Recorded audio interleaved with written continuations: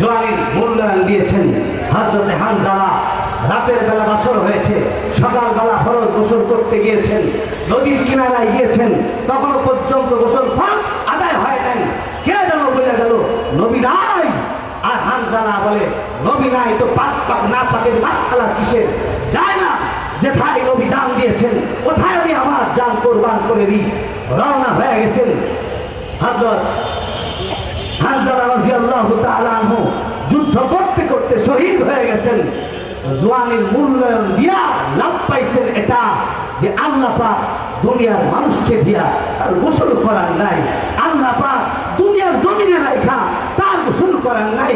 গোসল করাইবার জন্য আসমানে নিয়ে গেছেন, গোসল করাইবার জন্য জান্নাত থেকে পানি এনেছেন, গোসল করাইবার জন্য নূরের তৈরি ফেরেশতা নিযুক্ত করেছেন।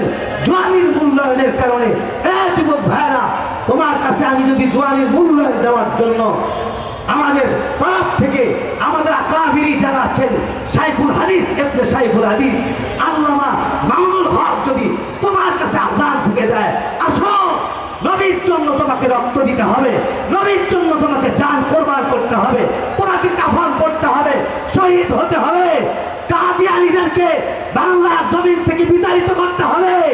তোমরা কারা কারা তৈয়ার আছো? কারা কারা তৈয়ার আছো?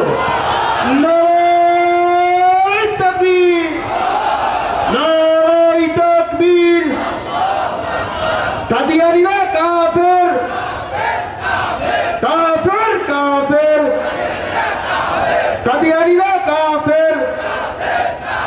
নারায়ে তাকবীর, আল্লাহু আকবার। পারবেন তো ইনশাআল্লাহ? পারবেন তো ইনশাআল্লাহ? এই যুবক ভাই কারা আছে? 15 থেকে এর উপরে যারা আছে একটু দাঁড়াও দেখি। দাঁড়াও দাঁড়াও, তোমরা দাঁড়াও। 15 উপর থেকে যারা আছে তারা দাঁড়াও। আমি তোমাদের কাছ থেকে একটা ওয়াদা নিতে চাই। ওয়াদাটা হলো, তোমরাই যদি অনেক বড় কাফেলা হওয়ার দরকার নেই, সাহাবীদের সংখ্যা তো অনেক বেশি ছিল না, কিন্তু তাজাওয়ালা ইমানওয়ালা ছিল।